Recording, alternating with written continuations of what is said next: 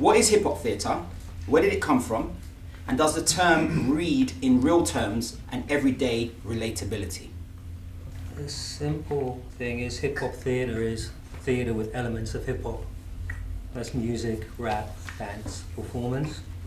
But hip hop in itself is a narrow term, because these days it's more Africa diaspora social dances that move it forward.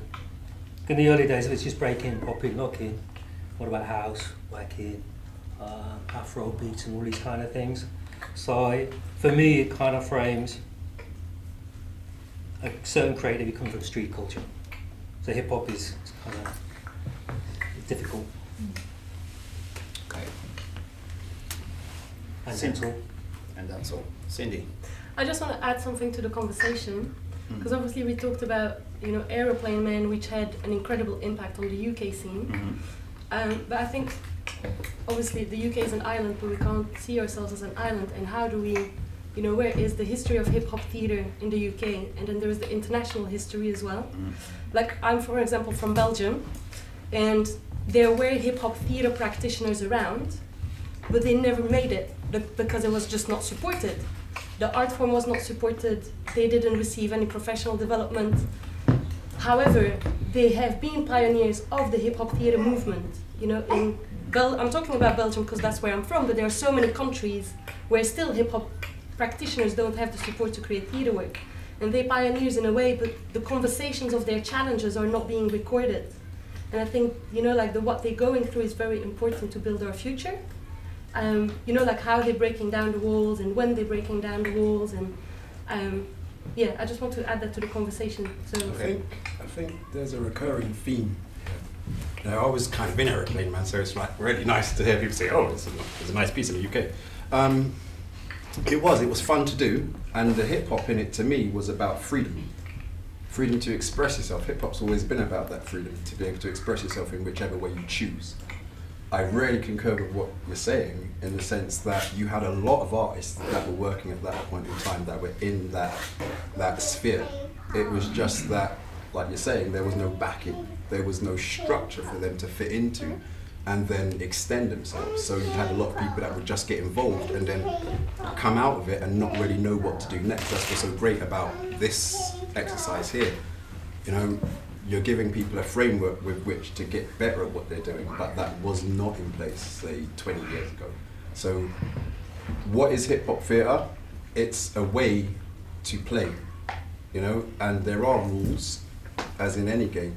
You have the rules of hip hop, but the idea being that you should be able to express yourself freely and really come up with work that was quite challenging, which is what we tried to do. We didn't really think about, is this hip hop as such? We thought about, are we doing challenging work? I did speak to Jonesy a few days ago. Unfortunately, he's not here, just to get his idea of it. Essentially, he said at the beginning it's about making theatre for people who are into hip hop. This is early mid-90s, so it's very much rap. And Jonesy being an MC, a poet, spoken word artist, and the Manifest, it's like a spoken word platform as well. So that was happening, and I have his original tapes from Lyrical Theatre, which he did '95 at the place, which I watched some of it yesterday. It's long because he worked hard, it's like 2.5 hours. So from a spoken word artist in this way, it was very challenging politically.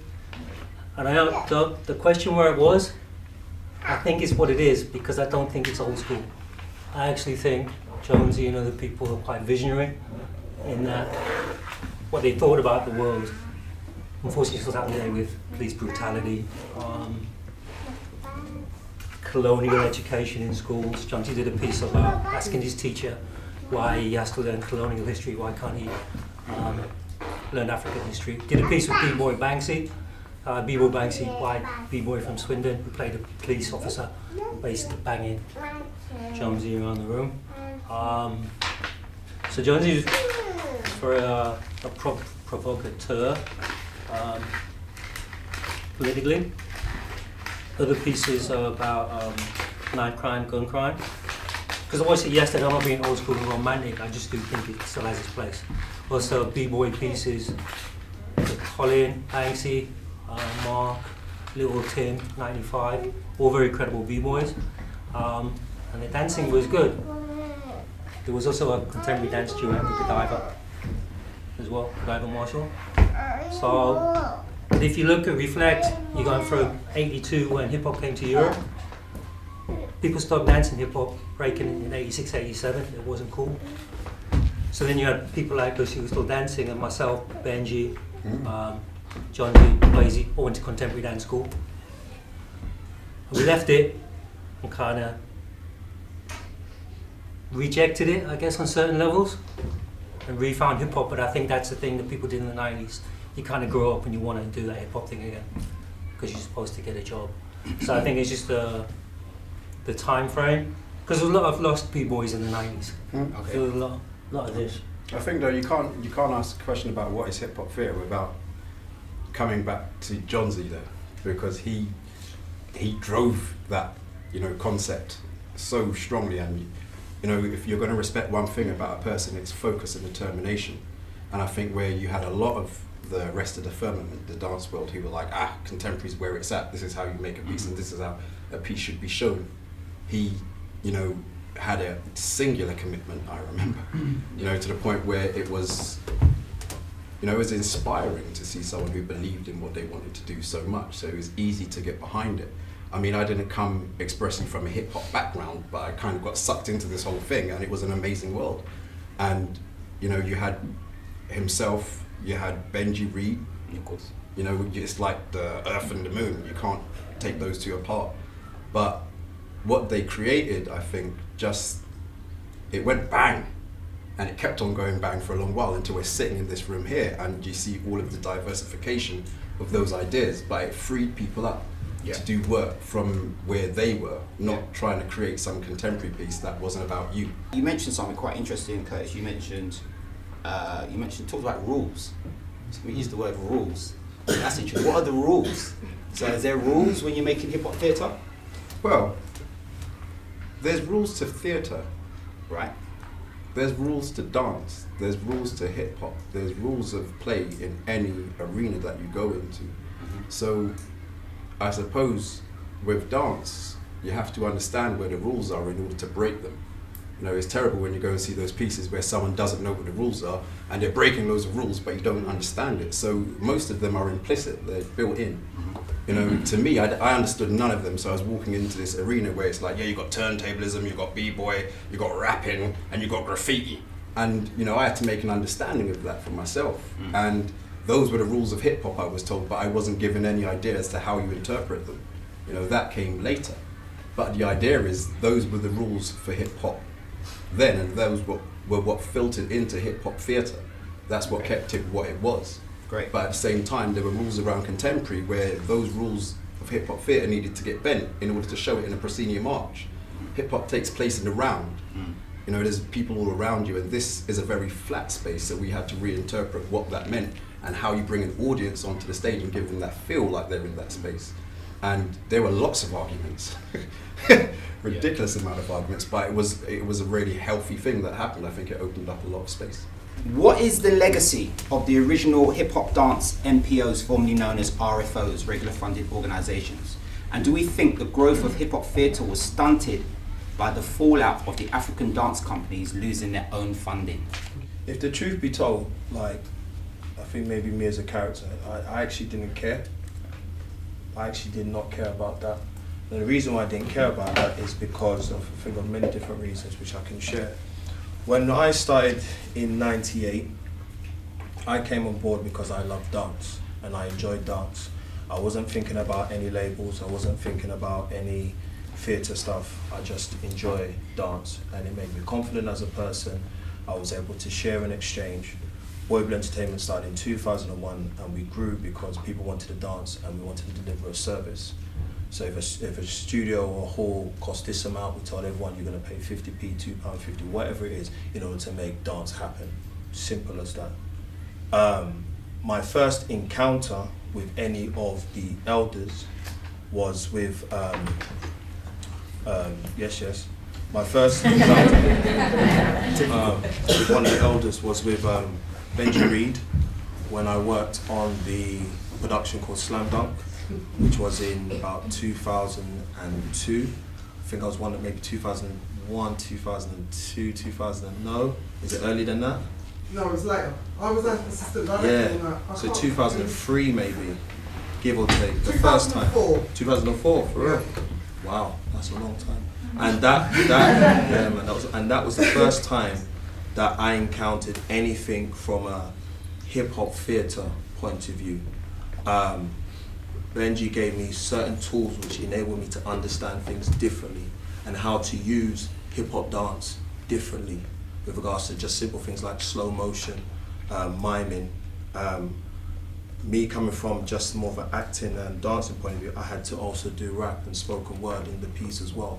So I developed a lot of skills which then helped me to have a diversity within hip hop theatre.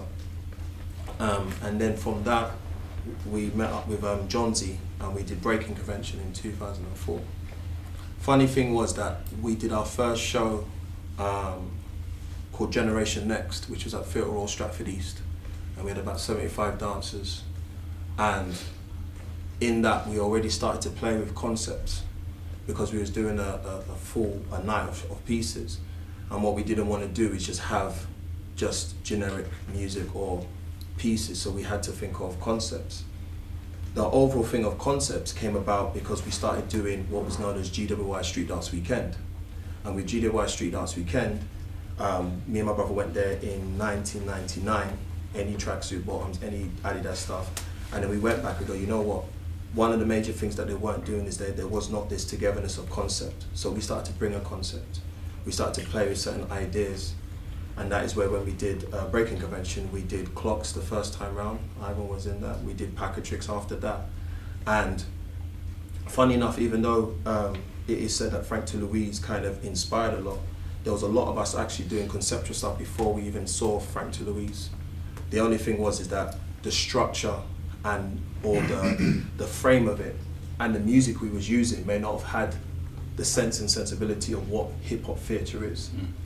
So even before that, I remember meeting Frank Wilson, and we actually battled at Newvic College. I didn't even know who he was. I just saw him and Banksy, because Kofi and Turbo and them lot were students there, and they were still dancing in Boy Blue. And we saw these two men, and they started breaking, and we was like, nah, they're in our ends. So we battled them. Then I found out afterwards in 2005 when we did Into the Hoods that Frank was that guy that I battled. I met Robert when we did the shoe job. So with regards to the generation before that, there was no knowledge of that. When it came to when I started, my knowledge came from interacting. Just so happened I'm doing this show and Benji's doing it. It just so happened Jonesy saw what we was doing and said, you know what, I want you guys to do Breaking Convention. Robert the same. I met Curtis at Stratford Circus. So I started to interact, and even Paradigms was a part of Slam Dunk as well. We can't forget Paradigms in that because he's a very important key person. As one of the younger ones, I would say, within that whole generation of hip hop theatre artists and practitioners. Can I tell an anecdote from there? And it might answer some of this question as well. And it's not necessarily to do with RFOs, but it's to do with funded organisations. Sure. At the point where I met Kenrick, I was working in an organisation that was funded, and they were doing lots of youth participation work, and it was great. You know, they had about 25 young people who they were working with in order to develop them, and some of them are in this room right now with them. Yeah? But the point being is that but anyway, the point being is that at that point in time we were setting up a project, and I was working with a third party who is outside of the place where I was working. When I met Kenrick, I don't know how many dancers he had a ridiculous amount of participants. Yeah? And they were coming and they were paying. Everyone that was coming to where I was somehow funded by the government, and it was allowed to happen by, you know, this amazing space that they were being given, as opposed to this man who was creating work with people in the local community in a really little ramshackle studio that I was like, how can you possibly create this work here? Now, there were so many efforts at that point, and I don't want to diminish what that organisation were doing, but to keep Kenrick out of the building. And I say keep him out of the building because it wasn't a direct, oh, I'm going to keep you out of the building, but he was a threat to their funding model. He was making his own work and doing it himself without the work of a third party to sit there and say, I will advocate for you from the government. And there was no funding. There was no I funding. think the major thing is that we didn't have funding. The first bit of funding that we got was in 2006, which didn't go directly to us. I'm going to come back to Theatre Royal funding. Stratford East. So when you're talking about the funding, Yeah, sure. from when we started in 2001 up until, to be honest, 2009, Yeah. we didn't have any funding at all. We was making work and we was making it happen. So Self-made. so our relationship with the elder ones came about because we connected, Yeah. and it wasn't a thing of, it was not forced. One of the major things I'll say, it was never forced. It was the exchange of communication was respectful, and you never felt that you was told what to do. I'm going to pause you for a second because I think it's really important we've had two people just walk in, I think really important in this whole conversation. Obviously John Z D's just walked in. We've also got Kwesi Johnson. This is Kwesi Johnson. Everyone say hi. Hi. Say hi to John Z D at the back, please. And I think because those guys are coming, what I'm going to do is, because we've got so much to go, I'm going to move into the next section, but just summarize a couple of things. So we, in the first section of where it was, we definitely talked about John Z's drive to get hip hop theatre out there. We talked about understanding the rules of theatre before you can break the rules of theatre. There was a touch on that in terms of the African dance culture and the guys who had the kind of the knowledge from the African dance companies. Robert clearly said that he didn't get any communication from those elders, but he said that was the same in contemporary dance. But Robert himself, and I think it's really clear that obviously Curtis, I'm sure Kwesi can add to this as well, that there's a clear commitment to connect with young people and share.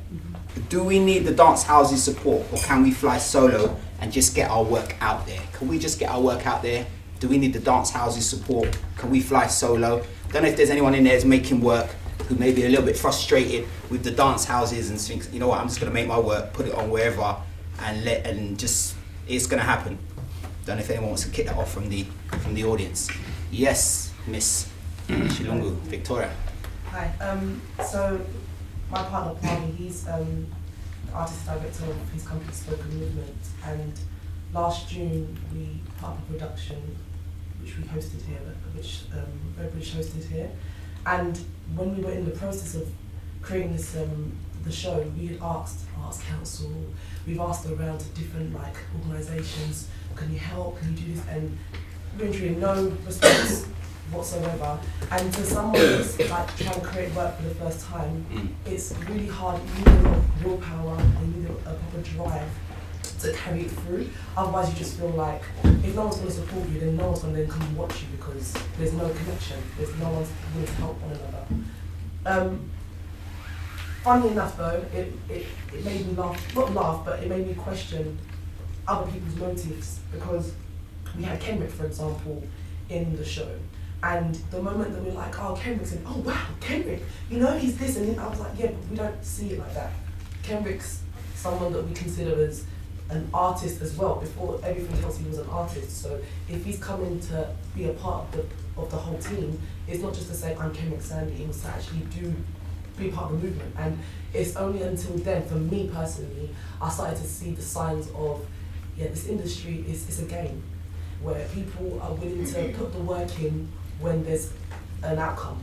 No one's willing to sacrifice. No one's willing to, do you know what, take the risk and say, I don't know you. Like, and I do believe that, yeah, we haven't seen enough work to prove that you're that type of person, but I want to see you grow. I have faith in that. And that's, as a young artist myself, I just feel like it angers me to see that people are not willing to help one another out, but we're all talking and we're all doing this, yeah, communication, community, and I'm like, it's bull.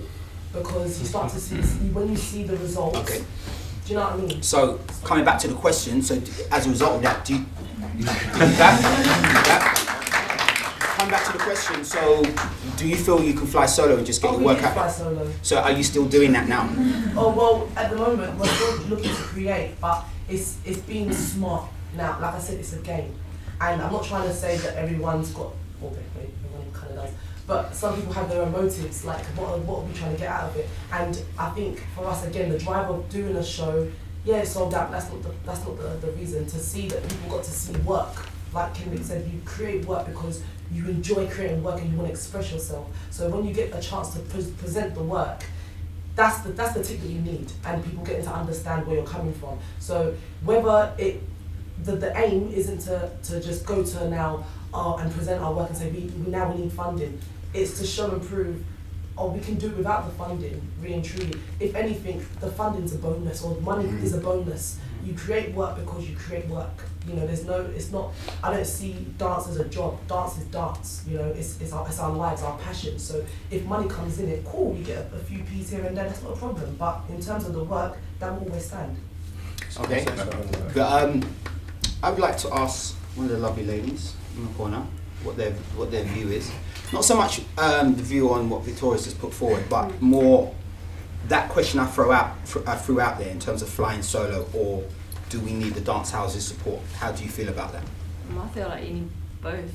Actually, I feel like it's very much about standing your own and doing your own thing anyway, regardless of that. And I completely resonate with what you're saying.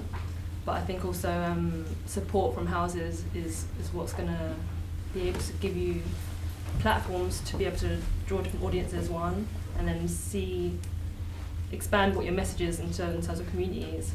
But I think I understand what you're saying as well. Like, for me, it's you need to be able to understand both. You need to understand the structure of what is in the funding system, the theatre system, what they expect, their expectations as venues, what they need and require in terms of their output and their numbers, what they have to give out for their funding to even continue.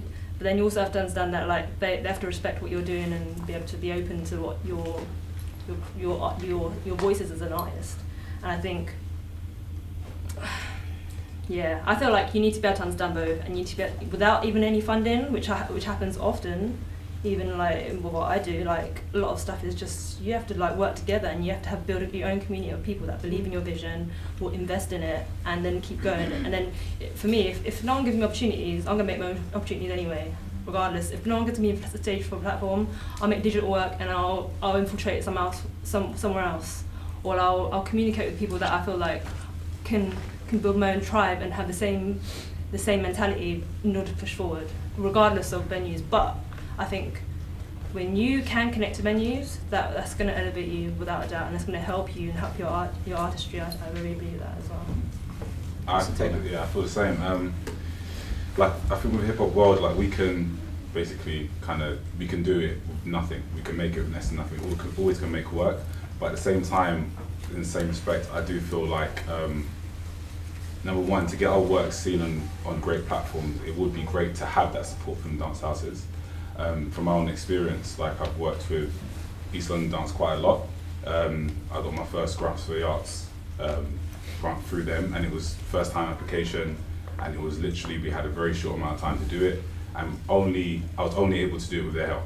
And I have to kind of like big them up for that, because the like, if I was doing it solo, we wouldn't have the opportunity to create the type of work we did in the short amount of time we did. We'll be able to do it, but it'll probably be every weekend for like 2 months, as opposed to doing 2 weeks solid of work. Because then when you're hiring dancers, you can't then ask people to take time off of work to, you know, believe in your vision. You can, but then it gets really sticky. Even for myself as a self-employed dancer as well, like, trying to pay bills, like, and then, you know, trying to make work, you know, we can do it, but I don't want to be broke forever. So it would be great, like, we can make it ourselves, but I feel like having the dance houses help, it gives us a massive step up. At the same time, looking at like contemporary companies as well, and not to like compare ourselves or anything like that, but looking at contemporary companies, I see so much, contemporary people, I see so much like bad work being put on from like new up and coming contemporary choreographers, and I'm like, how did that get funded?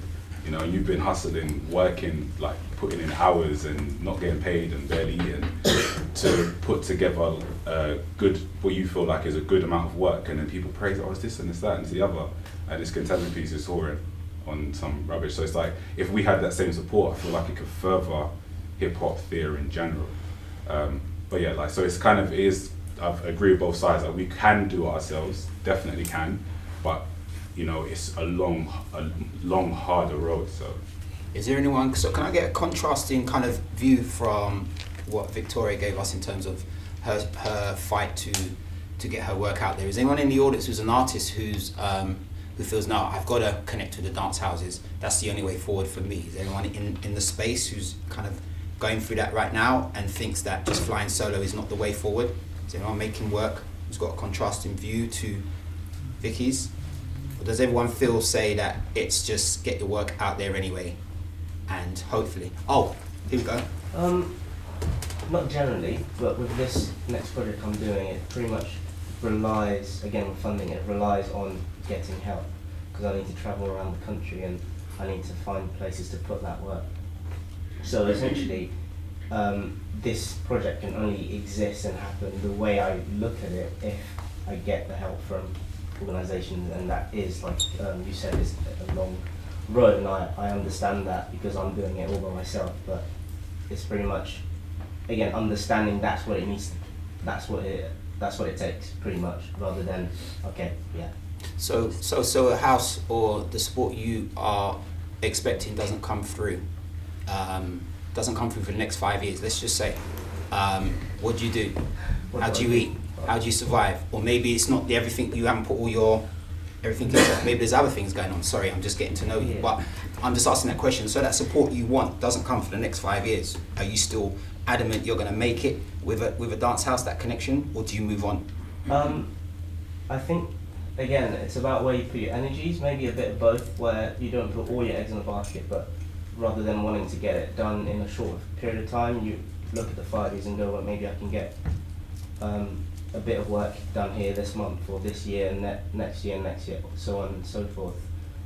So yeah, I think to do with time frames, just approaching it differently, because it's something I really want to do. If it doesn't happen now, it's still going to happen, and I am adamant it will, even if it takes 5 years.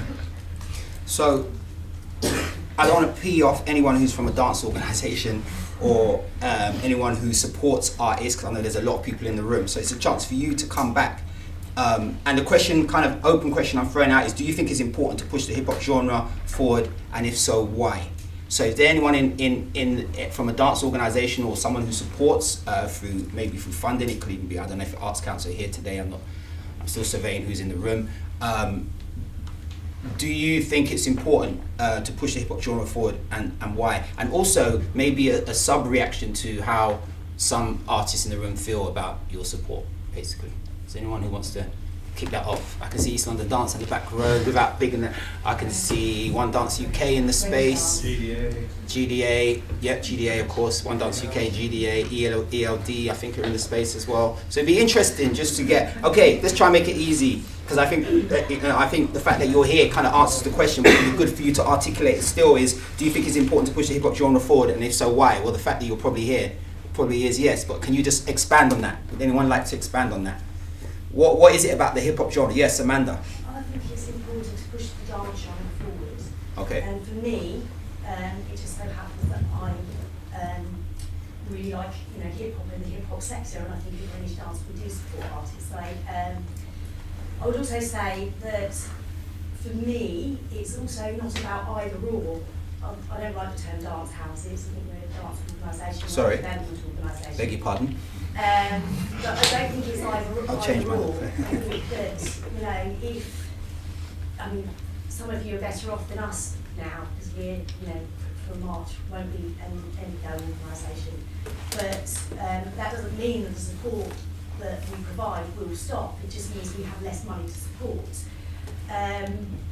But I think it's a bit of both. I think that, of course, everyone is an artist, or the majority of people in this room are artists, and they will continue to present, partake, develop work. But I think that those people or those organisations that are funded through the Arts Council, they also have a responsibility to to be making sure that they are engaging with as wide a group of people as possible. Unfortunately, in the UK and with the current dance sector, I would say the hip hop sector isn't a priority or hasn't been, but I think that is shifting, and I think it's shifting thanks to groups of artists much like this one. But I totally agree with you. I think there is hip hop work that is bad, and I think there's contemporary work that is bad. I think there is hip hop work that is really good, and there is contemporary work that is really good, and I would see it as being part of the sector. So it's not us and them, actually. Is anyone else from an organisation? Hello. Oh, hi. Lua Tendency from One Dance UK. So yes, but also as an independent producer, so I've worked with something like Julia Cheng and so forth. So of course, yes, it is important to have hip hop within the genre of dance.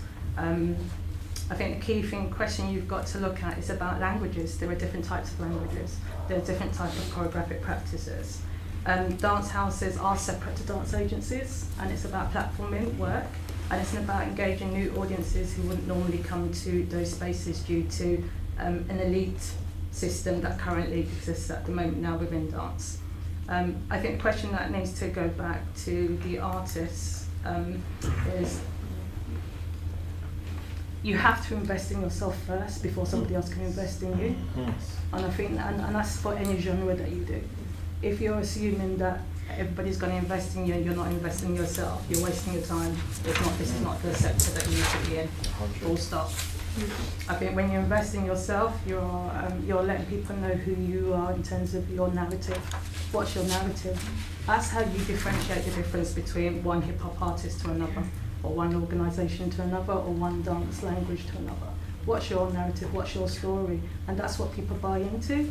And if you're looking at it from an organisational point of view, like Julia mentioned, it is at the end of the line. It's bottom. It's about money. You're in the business. Sorry, you are. I wouldn't even say it's a game. I just think it's a business. You're in the business. It's a kind of and it's not the sole thing, but like you mentioned about having a career. One of the things that we're having to challenge with parents, particularly parents from working class backgrounds or diverse cultural backgrounds, is I want my child to have sustainability. So once they do the classes after school and so forth, and then they say, I want to do a GCSE or A-level or even a degree or postgrad, the key is then, is there a career after that? You're not spending £9,000 every year to be working on the street, and you have to be honest with yourselves with that. So it's important for the sector to look at how we support the sustainability for dancers, but also for when dancers hit a particular age and they want to change and do something different in the career, whether it's becoming producers themselves or programmers or dance teachers or lecturers, there is sustainability in that. So it's more than a one issue thing in terms of different opportunities for practitioners that are in the sector. So I think the question coming back to what you raised is, why am I in it? Where do I see myself 5 years, 10 years from now? If I get injured, what happens then? You've got to think of all those areas, and that kind of then brings you to said. And venues, yes, there are bad venues, but there are also good venues. And it's about finding out, meet them halfway. Don't expect that they're going to do all your marketing for you and everything for you, and you're just going to come and just get the money. You have to, if you want a relationship with those venues, you've got to meet them halfway, and then they will work with you over the years. Can I ask a question? How many producers are there in this room right now? Independent producers? Out of how many artists, by show of hands? So maybe there's an opportunity there. Maybe we need more producers. That'd be interesting to come back to. See, asking the artists where they're going to be in 5 to 10 years, I'd be more interested to see where the organisations and dance houses are going to be in the next 5 to 10 years. Because if you look now and you go to About Us, who works there, do they reflect us? How many people in these organisations reflect us? Well, I do. And I think it's time. No, but as a whole. As a whole. Percentage-wise. Percentage-wise. There's not that many. And you go on and you look, and I think it's just time that the industry admits this hip-hop thing. Same with black dance, but it's not this temporary thing I was on about. If it's kept temporary and it keep dismantling it, then that kind of otherness and fear is, we don't know how to handle it, So therefore, it always becomes trial. Do you know what I mean? Can you pass the baton to Kwesi, please? Just so, because we have not heard from Kwesi. True. Just.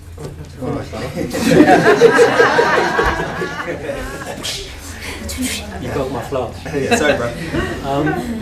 This, and really, if they're there publicly funded, they're there to facilitate culture which is happening on the street. What happens is it goes through the institutes, it gets divided, and you kind of get this, the big pot, because we're always told that this is what people want, and then we're told, oh, we couldn't really deal with this. So it becomes politics of divide and fall from us. So I think it is up to the institutions again to admit people in the street, black, African diaspora street dancers been here for 200 years or more. If you go from Master Juba, he was the creator of tap dance, he was here in the 1850s, you know? And this is that thing, we're told, oh, they just turned up, you know? So until we get these organizations to have people who reflect us, have the knowledge, you're just gonna get the lands and bats. So it's more about the organizations and whoever's providing the money to say we have to shift because this hip hop thing has come about. Therefore, so you have to facilitate it, no excuses. Any excuses are 20th century decision making. This is the 21st century. We have to say there are black people, brown people, hip hop people, let's facilitate it. Do you know what I mean? So it's not us, it's them. That's my rant. Just kind of picking up from what Robert said. I think a lot of the time. Oh no, I'll go back to actually the thing. Recently there was a thing called the Ideas Summit at ELD, East London Dance, and one of the really key things that stuck out for me in one of the roundtable discussions. There's a woman called Sarah Thelwell. Some of you will know her. She works for a company called My Cake, and she started her discussion with, unless you're an established artist or a venue, the funding system that you're aspiring to is broken. So why are we aspiring to do something or be somewhere that's already broken? It's already dismantling, it's already falling apart. So it's almost like there is no point in trying to aspire to that, climb that cliff when it's going to collapse. It's about being resilient now, but again, investing in yourself and finding another way. Where a lot of the organisations and a lot of the dance houses, they're petrified. They're petrified because they don't know what's happening, because they've worked in a particular way for so many years, and the industry has worked in this particular way for so many years. However, now there's a complete game change. Obviously, the internet helps us distribute ourselves quite easily. You can be your own boss. You can have your own company, remote business, just by yourself, by outsourcing all the things that you need, all your marketing, all your publicity, all your Twitter feeds. You can be that media mogul by yourself. But the important thing is knowing what you've got to offer, and not just being, oh, okay, I'm going to do it like that because that's what's in mode at the moment. It's like, well, this is like what Julie was saying. When you attract the tribe, then you attract, you attract followers. There's a guy called Seth Godin. Write down if you don't know him. He's got this thick book called Purple Cow, and he has this whole speech about don't wait to be picked. Because if you wait to be picked, you'll wait forever. Choose yourself. Put yourself out there, and this is what I do. Who's interested in what I do? And those people that don't understand my language, that are writing crap reviews, because they are opinions. Everybody's got an opinion. And that's what there's an abundance of. You don't actually bother with them. You connect with a blogger that's got far more readers than somebody that's writing a review. And again, their opinions. I'd say people that are making work, don't be driven by what people write as a critic. That's what their name is that they're a critic. They're to critique the work or make it better. I'm going to jump in because you started to touch on solutions, talking about getting yourself out there in different ways, which is something I want to talk about in the second half. Okay. We want to move to the third part. We've asked some questions about where it was, where it is now, where it's going. So I have a question to kick that off.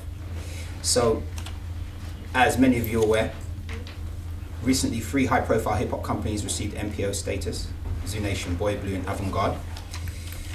What do you feel That is it.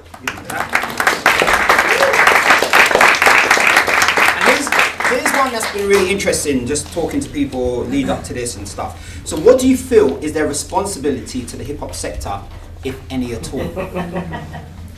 Kenrick, Sandy. What's our responsibility? Yeah, if you, what do you feel you have a responsibility to the hip hop sector? And you can be rags like you know me. To be honest, like I've always felt we've had. Sorry, and in the context of where hip hop is going, because like now we kind of moving to that final stage. Yeah. Well, for me, I feel we've always had a responsibility in the hip hop scene, or the street dance scene, or whatever the dance scene, whatever Babylon you want to call it. Because in our minds, this is what we do, and this is what we love, and you know, receiving this MPO has not changed the mindset, has not changed the responsibility, has not changed me as an individual. The MB has not changed anything. All it is an accreditation to what we have done and what we have achieved. So it does not change. I'm still on the hustle, I'm still on my grind. It doesn't mean I've got money in my pocket. It means that it helps to sort out the infrastructure in order for us to have a legacy and a longevity, in order to push other people, you know, to make things happen. Hence why I'm here today. Okay. You know, that's what it's about. So responsibility, hell yeah, there's a responsibility, but there's a responsibility of every single person in this rotted room. And I think we need to like take our finger of our asses and actually look at the responsibility that we have as individuals. So I'm going to push you a little bit further. I don't mind. You talk about responsibility, that's quite broad. Yeah. What responsibility? Okay. Responsibility as pushing the art form How forward. much time do I have? Not long, to be honest. There's a lot. Responsibility pushing the art form forward. Is it responsibility that I think the first. Sorry to cut you because you like cutting people. I'm gonna cut you.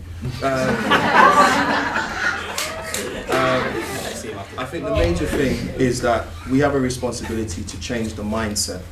I think that's the first thing we need to do, is to change the mindset as artists, as companies, as dance house or organizations, to change the mindset, to get with the time. I remember having a very interesting conversation with Ivan about changes are coming. And if you stay where you was and not looking at where you need to go, then you're in the wrong mindset. So that's the first thing. If you're expecting support because you've been making work, I'm sorry, you're a dickhead. It don't work like that. Yeah? You have to push what it is you're pushing independently to make people, like what Kwesi said, to make people see what it is that you're doing. Yeah? I didn't go up to John and say, John, I want to do breaking convention. I didn't know about breaking convention. John approached us and said, Ken, I want you to do breaking convention. Because he saw our work, he believed in what we did. We worked towards that, and he respected what we did, and he put us on there, and he has maintained that relationship with us because he likes what we do. So the quality that we are bringing and what he's liking, he's asked us to do that.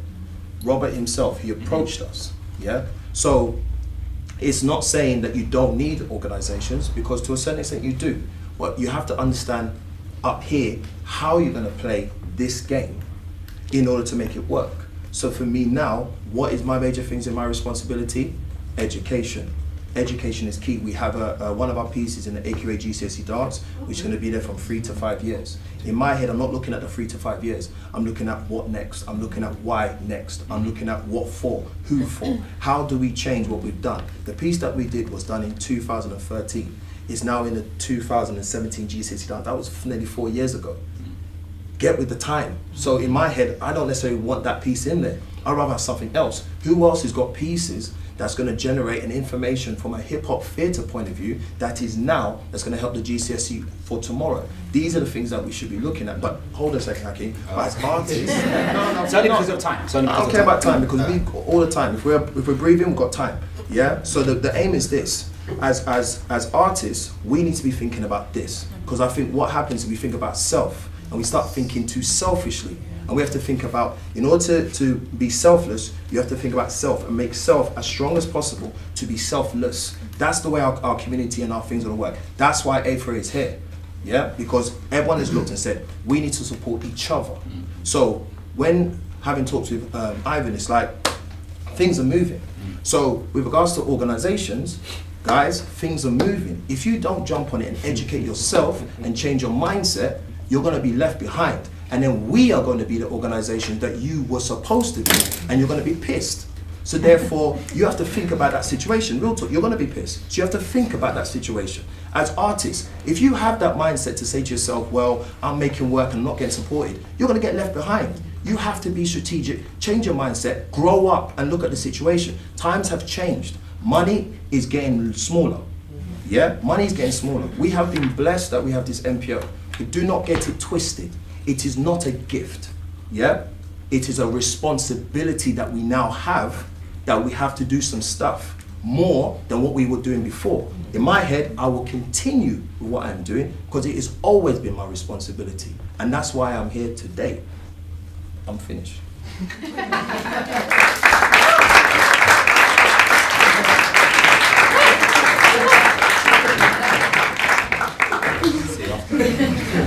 A bit of banter between me. Okay. Cindy, do you feel the three MPOs have a responsibility to the sector now that they're MPOs? And if so, what responsibility? If the current NPOs have responsibility? Yeah, so Zoo Nation, Boy Blue, Avant-Garde. Yeah, of course they have a responsibility, but I think Kenrick sort of, has From your perspective. Oh, from my perspective? Yeah. Because I'm not an MPO, is that what you're saying? No, so I guess you may think like, okay, so what I'm really trying to say is that I've heard some people have come up to me and said, oh yeah, so Boy Blue, Zoo Nation, Avant-Garde, they're MPOs now. They better come through. They better do this, they better do that. Who said that? But what they mean by that is that they, I don't know, almost like the sense is they expecting, because that's happened, more people should be accredited, etc. So I'm just thinking, I'm just getting out there that obviously got Kenrick's perspective from being an MPO, but I'm just getting out there, like artists, do we feel like, for instance, do we feel that they need to do any more? Is it, how do you see it? Is it we see it as a celebration, but what else do we feel? Do we look to them for more inspiration? Do we look to them for guidance? Do we look for them for... I think they should just continue to do what they're doing. Right. The fact that they have the MPO, they will do more because they are able to do more, and that's it. Yeah. Okay. Really, Cool. like they got the MPO because they were doing what they were doing. They're going to continue to do what they're doing because they can, and because now they have the money, so to speak, they do more because they have more opportunities to do stuff, and that's pretty much it. Let me just add, I'm just provoking the situation. What I'm saying is, I'm just sitting, I don't like to say devil's advocate, not into that devil business or whatever, but you know what I'm trying to do here? I'm just trying to see what is in people's minds, okay? What is in people's minds? This, yeah.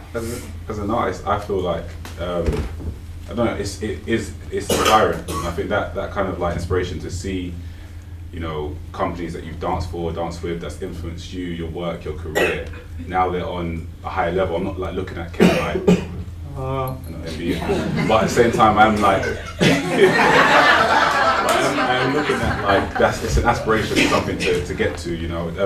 And each of the people that's got it, like they've got it through different means. All their work is completely different. They've got their own voice in hip-hop theatre, so it encourages me to go, oh, not necessarily I'm aiming for that, but maybe one day. But it encouraged me to say, you know, my voice is different from all of theirs, and all these people in this room, we've all got different voices, but one day we can reach different levels. So I think they're the same. They've got to keep doing what they're doing. They don't have to do anything different. I think getting the funding shows that you're showing leadership in what you're doing. Yeah, and leadership is what we're talking about here. We're talking about inspiring others to follow what you're doing. So I kind of resent the question that once you've shown leadership, once you've shown that you are proficient in what you're doing, you have to prove by helping everyone behind you get to where you are. The reason I put that question in there is because people feel that. No, I get it. People feel like, the idea is that the reason why we're asking this question is because the state of mind is set that somehow, you're awarded, so therefore you should start paying back. Why? You've got the time and you've got the inclination now to make your work and innovate and push on and do something amazing. And then you should look back. I'm not saying that you shouldn't look back, but what I am saying is that what got you there was leading in the first place. Yes. Not looking backwards. You can't lead looking backwards. You can only reflect. If you're going to push and you're going to innovate, then you're going to inspire more people to come through. You'll get more producers, you'll get more performers, you'll get more dance makers. But the idea that you should have to support, I think, distracts us from what it is we're trying to talk about in this room, which is creating more work. Okay. You know?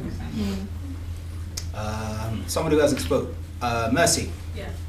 Just to add one line, that it has to be a shared responsibility. Because, well, coming from ADAD, as it was, into One Dance UK, it is the sector that we support that is also responsible for where we are. We should have a shared responsibility for everything that happens. When we see Zoo Nation, Boy Blue, and Avantgarde coming up, it's just an idea to show that actually there's people like us there as well. But it doesn't mean that those people are the ones who are taking the responsibility to help you and lift you up. We have to lift each other up, otherwise it's nothing. And from what Robert said, in terms of saying that, you know, they lift you up, the funding always changes. So are we going to be here for the next 4 years? We don't know. We'll be there for the next 4 years, but the following 4 years, it might change. It might be another art form that's being supported. But I think we have to have that shared responsibility now.